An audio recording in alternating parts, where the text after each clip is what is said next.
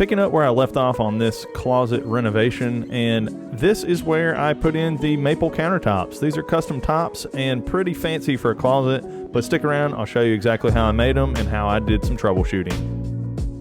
I've marked out all of the lumber that I need for our countertops. This is what they are. I've got C on here for countertops, real creative.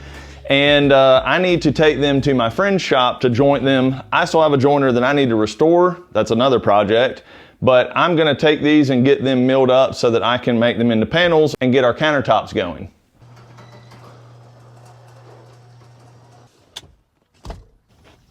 It's not just a grocery getter.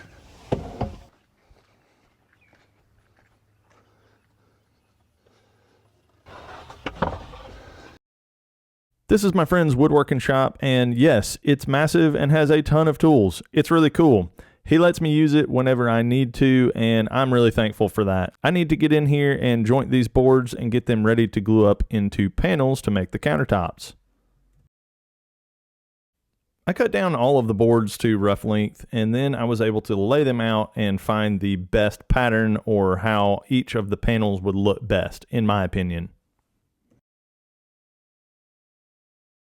Then I moved over to the jointer and began to joint straight edges on these things so that they would glue up well. You really want to take your time doing this to make sure that you can get the best glue joint possible. After a whole lot of milling, I have all of the materials ready for my 2 butcher block countertops right here. And this stuff is for 5 floating shelves that we're making for kind of a shoe organizer. That's gonna be another video on my channel, so if you have not checked that out already, definitely go give that a watch. I spaced them out with some of these plywood pieces just to let them kind of breathe after I did all of the milling yesterday, letting them kind of rest and let some of the tension get out of them. But it's time to glue them up, and that's what we're gonna do now.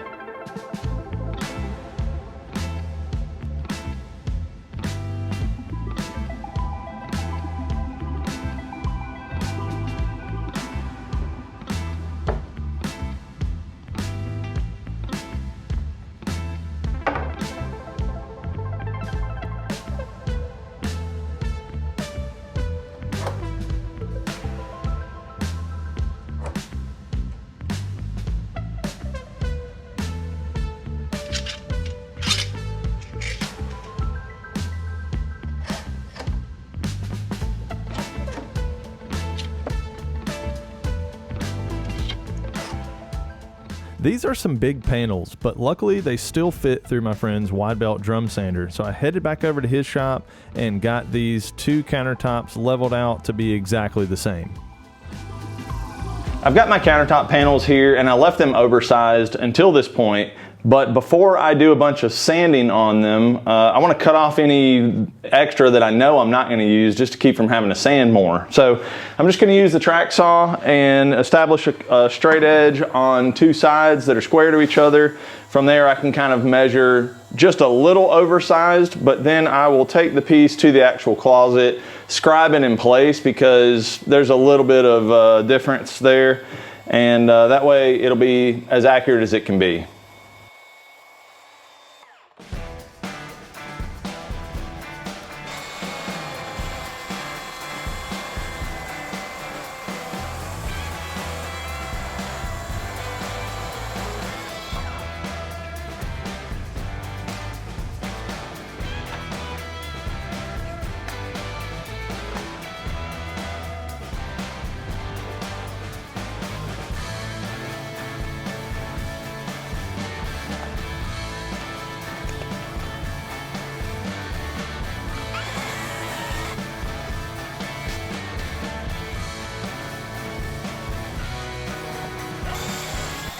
I'm back here up in the closet and I've got one of my countertop pieces, but just to make sure I get a good fit over in the corner and up against the wall, I'm gonna scribe a couple of the edges so that even if it's not perfectly square, it won't matter and we won't have any gaps.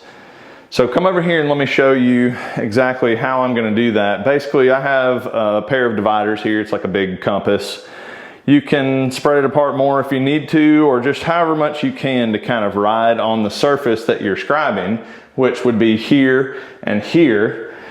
And I'll show you in a minute when I put the thing down, but I'll basically just have this riding against that and scribing my line on my actual piece.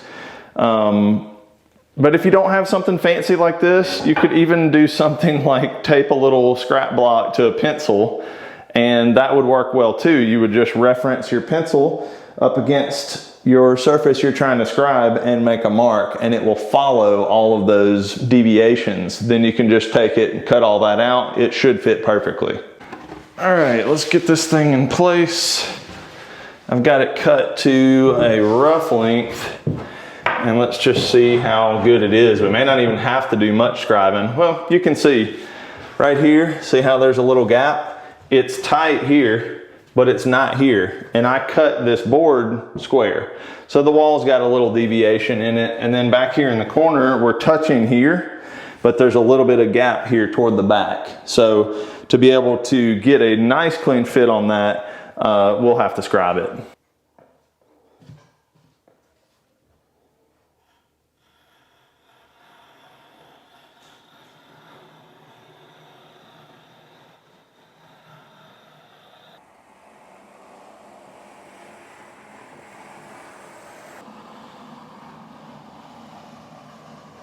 Don't be like me, don't cut your countertop, the excess off quite so short before you scribe. I guess I was thinking that these walls wouldn't need so much scribing, but they do.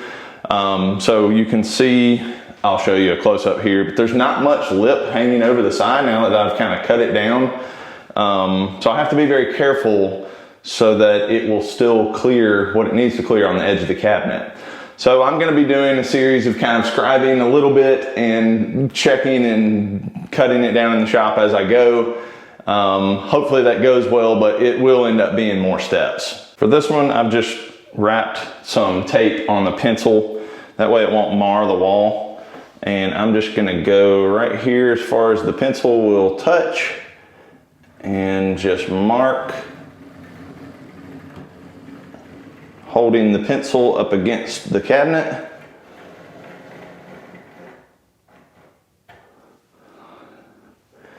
It did not make a great line. Let me try that again.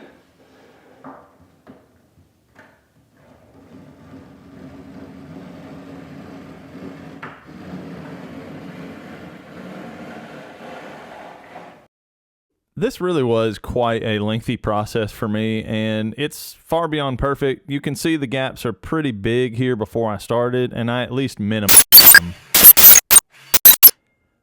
I started out using a jigsaw upside down. I had seen some people do this to kind of angle it and make sure that then if you have to sand it a little bit, you're only sanding a little piece and not the full width of the board. It went okay. I don't love using a jigsaw, and I'm never very happy with the cuts that I get from it. Same goes here. I ended up kind of sanding out up to the line of where I scribed with my random orbit sander.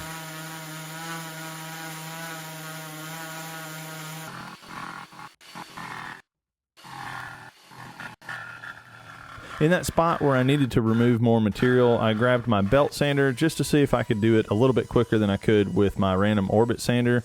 It worked okay. I still just kind of had to go back and smooth everything out, and in the end, it's not the best, but it looks pretty good.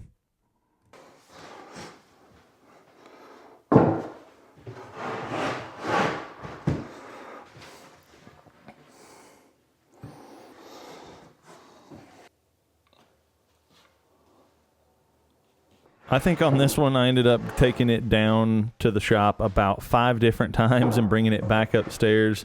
It got a little bit tiring to do that, but I'm happy with the result. I made a stupid mistake. I was going back and forth, taking these downstairs to my shop, back and forth, just test fitting, and I didn't want to bring all the stuff up here. And I was like, let me make one more cut. It's still not sitting quite right. I take it down to the shop and cut with the track saw, and I cut the wrong side of it. So then it was definitely too short and could not be used in this spot. Luckily, I kept the offcut of this countertop and I glued it back on. So we're gonna see if I can try again with round 2, see if it's gonna look decent. Just showing you my mistakes because they happen. I don't know what is up with the other side of this, but I think I'm gonna leave it. I am perfectly acceptable with these tiny little couple gaps that I see. I don't know if that piece just somehow fits the wall better, the piece I glued on, but I think I'm gonna leave it well enough alone. I'm gonna mark underneath here to know where to put my edge piece, and then I can make those cuts. I've got the countertops pretty well where they're gonna be, so I'm now going to take a pencil and trace the line of where the existing cabinet is. Then I'm going to go just outside of that line to put the side on. And the reason for that is I don't want to go right on that line in case something doesn't sit quite right with the glue up, and then the lip will be held up by this and it won't allow it to go all the way to the wall. The other thing we're going to have to do is raise this up a little bit. When I was doing this whole thing, we did not take into account, we wanted the edge piece of this to hang down 1.5 inches so it looks like a thicker slab. And if you measure down 1.5 inches from the edge of this countertop, it covers up the entire lip of the cabinet. I don't want that. I've got some 1/4 inch MDF, so I'm gonna cut some pieces and jack this up about 1/2 inch. That way it will come just below our lip there and it'll look a lot nicer.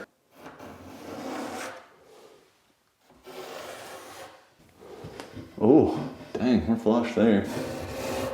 I didn't even see that. This part was actually pretty easy. Since I had already made those marks on the underside while the counters were in place, I could just place my track saw rail right where I wanted to cut on those lines and make those quick cuts. Then I moved on to gluing up that little edge counterpiece on both of them, and you'll see I got into a little bit more trouble coming up.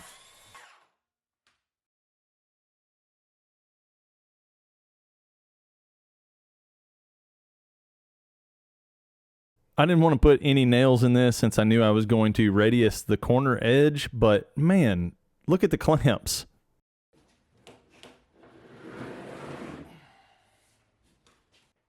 I realized too late that my end board had not been seated all the way down in that front corner. I tried to hammer it down and it just wouldn't move very much because the glue had already started to set.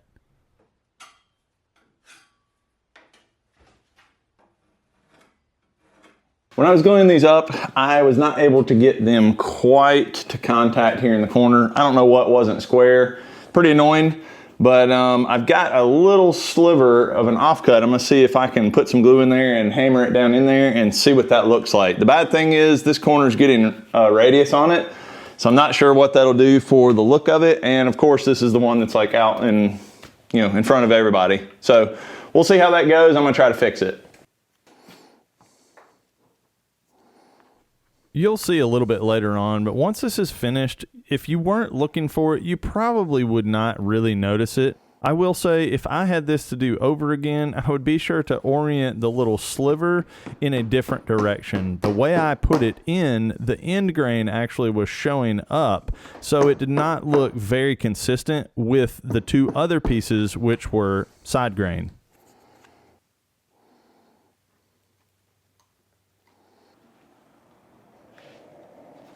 I was definitely more careful with the second glue up. I was sure to get that side piece all the way seated down into the other piece where it was perpendicular and meeting, and didn't have any of the same issues. Thank goodness. Oh yeah, and got pretty covered in glue. I had a couple of just hairline cracks that I wanted to fill, and my go-to for something like this is usually just a little bit of glue that is similar color to whatever wood you're using. In this case, I was using Titebond 3 with some maple dust. This maple is really blonde, and I didn't want to change that. So I just mix it up into a paste of the consistency that I like and kind of smear it in there, let it dry and sand it off, and it just looks like it's supposed to be. When everything was finally dry, I could take a flush trim saw, trim off all of the little pieces I used to insert and fix this mistake, and then trim the countertop corner that stuck out longer than the other side.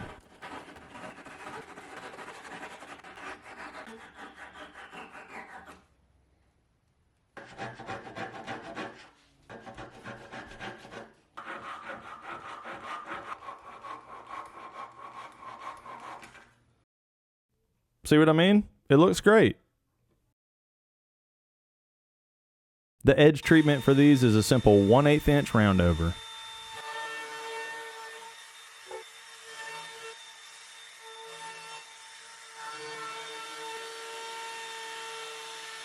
Next, I need to cut a radius around this edge. I don't want this sharp corner being out, basically catching your hip every time you walk by. I did another video on how to create a radius jig that's very simple, easy to use, easy to make, and can get consistent results each time. So if you want to check that out, I'll have a link in the description below. Go give it a watch.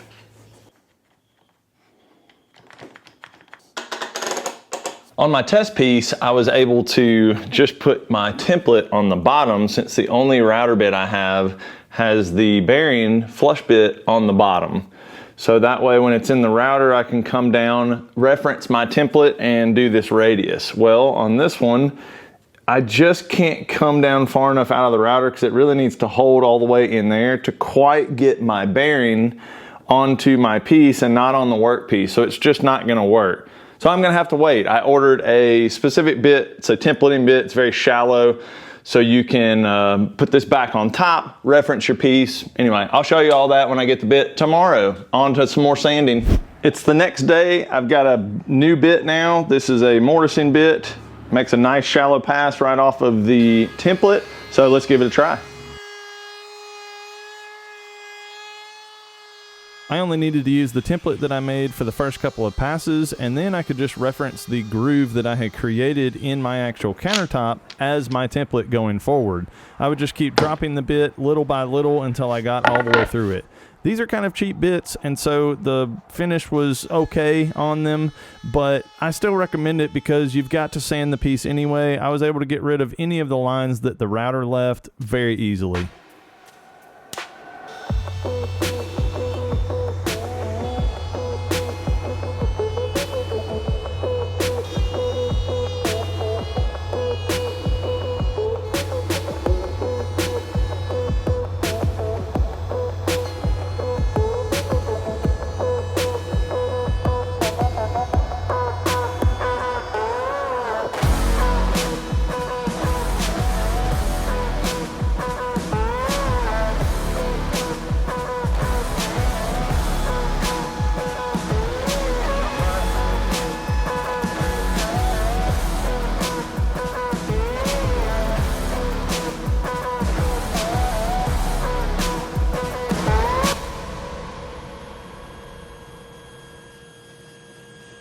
As I mentioned earlier, I needed to prop up these countertops just a little bit to make sure that they didn't hang down too far and get into the opening with that ledge that I just glued on.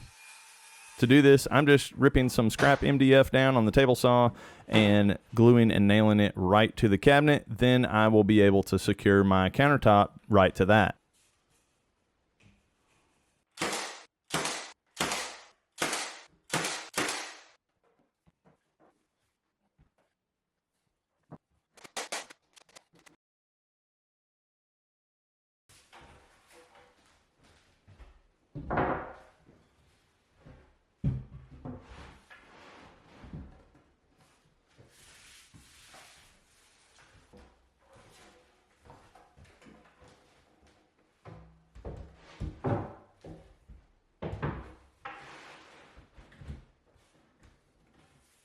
I'm ready to install the countertops. I've got them just sitting here waiting to be installed. And to allow, since these are solid wood, I want to allow for a little bit of movement.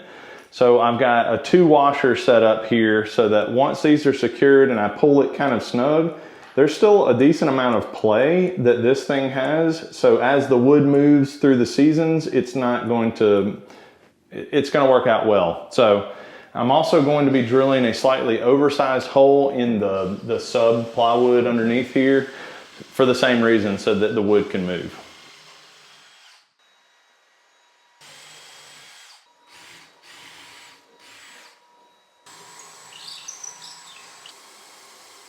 Holes into the cabinet. I wonder. Into the countertop. Yeah. It's not going to catch a whole lot. And my lovely wife hopped up on the countertop so that I could put screws into the cabinet from underneath. Does that work? Just to kind of squat in the middle? Yeah.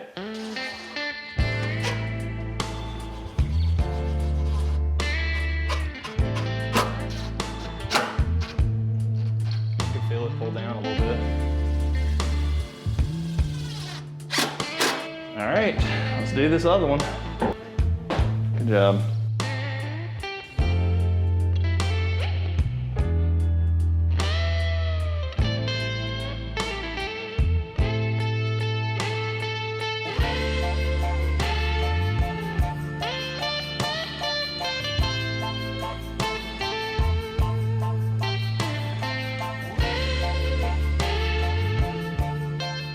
Hey, thanks so much for building with me. I'll see you on the next one.